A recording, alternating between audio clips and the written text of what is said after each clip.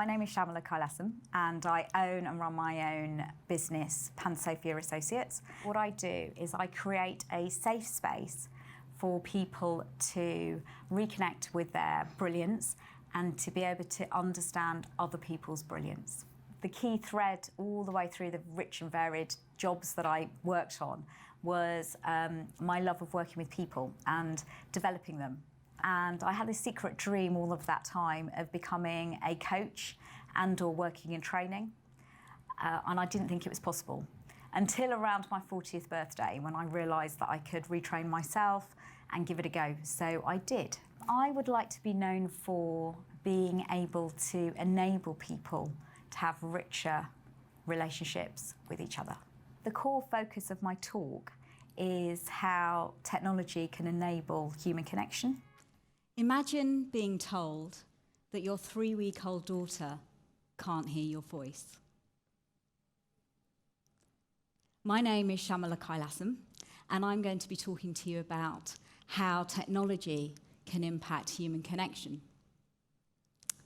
I left PwC in 2015 to start my own business, delivering leadership development for my clients. Connection was often a topic that came up, partly because it's the cornerstone of leadership. Leaders need to connect to their clients, to their colleagues, and to do both, they come to me so that they can better connect to themselves. Up until February of this year, I thought I really understood the topic, and then something happened that completely shifted and deepened my understanding. So, what is human connection? How does technology impact it? And what was my shift? I'm sure we've all experienced a deep connection with another human being.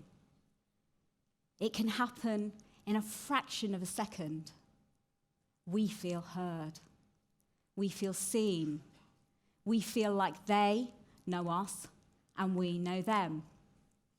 Physically, our heartbeats synchronize, and crucially, so do our brainwaves. Important neural pathways are strengthened, and we feel like we're part of something bigger than ourselves. As we nurture those connections, they can transcend time and distance, and we can even feel connected to those that have passed on, or to people we may have never met before through their creations such as art, music, books. Connections create families and communities and even nations. In fact, connections create our entire world. So what of technology?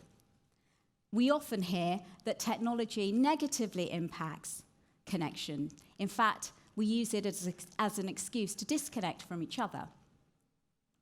I'm sure we've all experienced trying to have a conversation with somebody that's looking at their mobile phone or another screen, and how that makes you feel.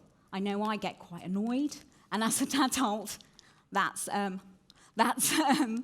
quite common. However, for children and babies, it's a different matter.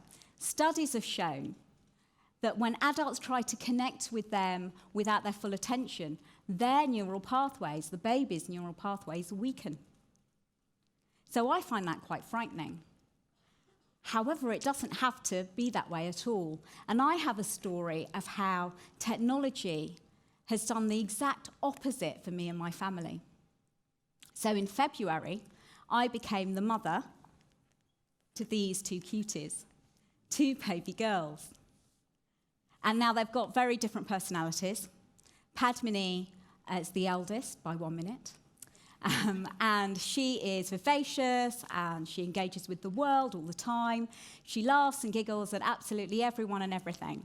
That includes me, her dad, the cat, her sister, the sofa, the cushions, I mean absolutely everything. Her sister, Dara Lakshmi, is much more reserved. She likes to look deeply into people's eyes. And when she looks into mine, I feel like I'm the only person in the world. And when she smiles, which is rarer than her sister, she brightens up the whole room. 3 weeks after they were born, Dara Lakshmi was diagnosed with a moderate hearing loss. And I was heartbroken to think that she couldn't access the world in the same way that I can, her father can, and her twin sister can.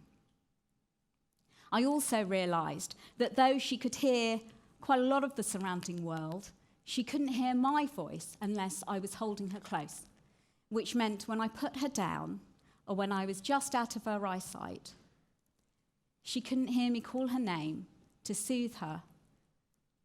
So that meant she must have felt alone. Luckily, we live in the UK and we have access to the amazing NHS. And within a few short weeks of being diagnosed, she was given these little tiny hearing aids. And when they were fitted, she was asleep, obviously, and she wasn't really that bothered. And then she woke up and her whole face was different. Her eyes were wider than I've ever seen them before. And she was just totally excited. And I could feel her saying, wow. Obviously, she can't talk, but you know. It was just amazing. On the way home, we took the bus, and her sister was fast asleep, as most babies would be. But Dara Lakshmi's eyes were wide open, and they were almost sticking out on stalks as she tracked everything that she heard and saw. When we got home that day, she followed my voice around the room, and she was ridiculously happy. And I realised that she must know that when I'm out of sight, I'm still there with her. When her dad got home and he spoke to her, she reacted in a completely different way. And we were really emotional. So we thought, okay, maybe this is the first time she's heard her dad's voice. So these little tiny hearing aids have given her a completely different sensory experience of our world. Hearing has given her the ability to understand that she's not alone and to connect to the people that truly love her. The connection to our little baby has been amplified by this technology and by the amazing people that have designed and fitted it. Amazingly, when we take out the hearing aids, her brain still interprets, for a very short period of time, the world as if they were still in. And that's because of the deep connections she makes when she's wearing them. So she is now going to grow up with a choice to be in the hearing world or a choice to be in a slightly quieter world. Now that's a great choice to have and a great advantage to have, particularly when I'm singing.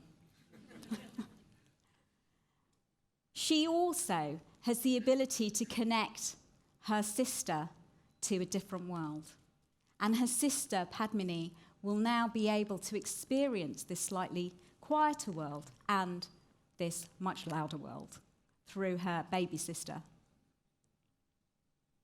So you see, technology has not only connected us as a family, but it's also connected two different worlds. And this experience has made me realise that we don't have to be slaves to our technology, like some in the media may have us believe. We have a choice. We can choose to use it to amplify our connections in our lives. We can, more importantly, choose to influence those who design technology by making a choice to use it to amplify connections. They will inevitably be influenced to make technology more focused on human connection. So, I urge you all today to use the technology in all of your hands to amplify the connections in your lives. And what I mean by that is, add a different sensory experience to your communications. So, make a voice call, or even better, a video call to somebody that you would normally text. Send out a picture or a video of something meaningful to you to a connection that that you want to deepen, or just tweet something that might enhance everybody's experience. Together, we can make connections brighter and more visual for everyone. Technology gives us the access to make connections we never thought possible. So please amplify your connection. Thank you very much.